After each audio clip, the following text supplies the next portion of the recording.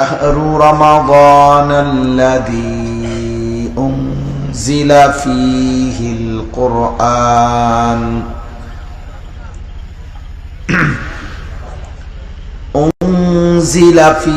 القرآن هدى للناس وبينات من الهدى والفرقان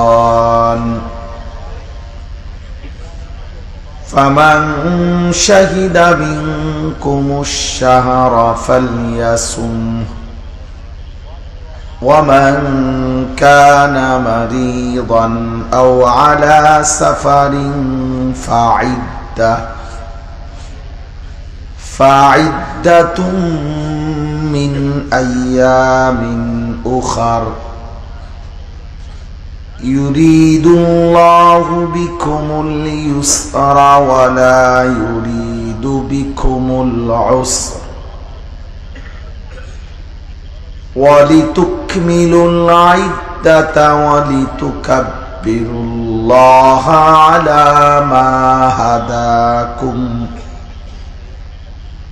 على ما هداكم ولعلكم تشكرون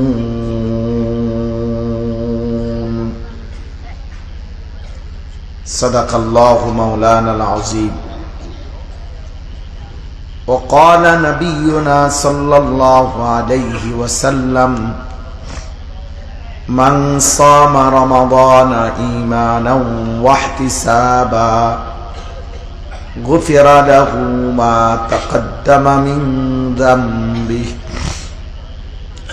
ومن قام رمضان إيمانا واحتسابا غفر له ما تقدم من ذنبه ومن قام ليلة القدر إيمانا واحتسابا غفر له ما تقدم من ذنبه اللهم صل على محمد وعلى آل محمد كما صليت على إبراهيم وعلى آل إبراهيم إنك حميد مجيد اللهم بارك على محمد وعلى آل محمد كما باركت على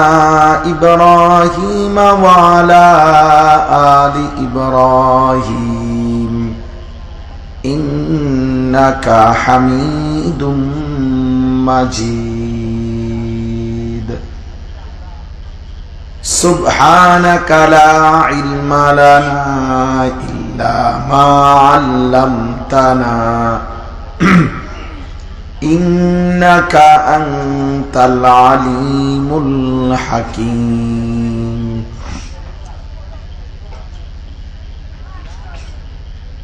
الحمد لله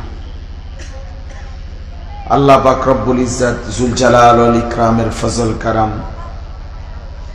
রব্বুল আলামিনের অপরিসীম ইহসান মেহেরবানি দয়া আল্লাহ তাআলা আমাদেরকে আজ পহেলা ফেব্রুয়ারি 2026 রোজ রবিবার চট্টগ্রাম রাউজান গহিরা কোতোয়ালি ঘুনা 1 নং ওয়ার্ড তালিমুল ইসলাম মাদ্রাসা ও এলাকাবাসীর যৌথ উদ্যোগে আজকের এই মোতাবারক বার্ষিক মাহফিলে আল্লাহ তাআলা আমাদেরকে আসবার বসবার আল্লাহর জন্যই জমা হওয়ার তৌফিক দান করেছেন আলহামদুলিল্লাহ মুআজ্জাজ মুহতারাম হাজিরিন আমাদের অত্যন্ত প্রিয় ভাই আমাদের স্নেহধন্য ছোট ভাই হযরত মাওলানা মুফতি ইউসুফ বিন ইকবাল এতক্ষণ পর্যন্ত আপনাদের সামনে দলিল ভিত্তিক কোরআন এবং সুন্নাহর উদ্ধৃতি দিয়ে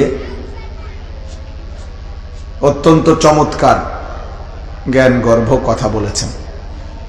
আল্লাহ তাআলা তার জবানে ইলমে আরো বরকত দান করেন। একটা বিষয় মনে রাখবেন যে নুসুস অর্থাৎ দলিল ভিত্তিক কোরআন সুন্নাহ থেকে কথা বলা শোনা, এর মধ্যে মানসিক তৃপ্তি বেশি, মানসিক প্রশান্তি বেশি। কারণ কোরআনুল কারীম এবং রাসূলুল্লাহ সাল্লাল্লাহু আলাইহি ওয়াসাল্লামের সুন্নাহ এটা আমাদের হেদায়েতের জন্য আল্লাহ তাআলার পক্ষ থেকে। অতএব একজন মুমিনের জন্য এটা অনেক বড় সৌভাগ্য, সে আল্লাহর কোরআন, রাসূলুল্লাহ সাল্লাল্লাহু আলাইহি ওয়াসাল্লামের হাদিস সুন্নাহ পড়ে, জানে, বুঝে, মানতে চেষ্টা করে। কোরআনুল কারীমের মধ্যে আল্লাহ তাআলা বলছেন, ওয়ামান ইউতিইল্লাহা ওয়ার রাসূল ফাউলাইকা আল্লাযীনা আনআমা আল্লাহু আলাইহিম মিনান নাবিয়্যিনা ওয়াস-সিদ্দীকিন ওয়াশ-শুহাদাই ওয়াস-সালিহিন ওয়া হাসুনা উলাইকা রাফীকা। যে ব্যক্তি আল্লাহ এবং তার রাসূলের আনুগত্য করবে, আল্লাহ এবং তার রাসূলের কথার অনুসরণ করবে, আল্লাহ তাআলা বলছে কিয়ামতের দিন তাদেরকে আল্লাহ তাআলার নিয়ামত প্রাপ্ত বান্দাদের সাথে উঠানো হবে।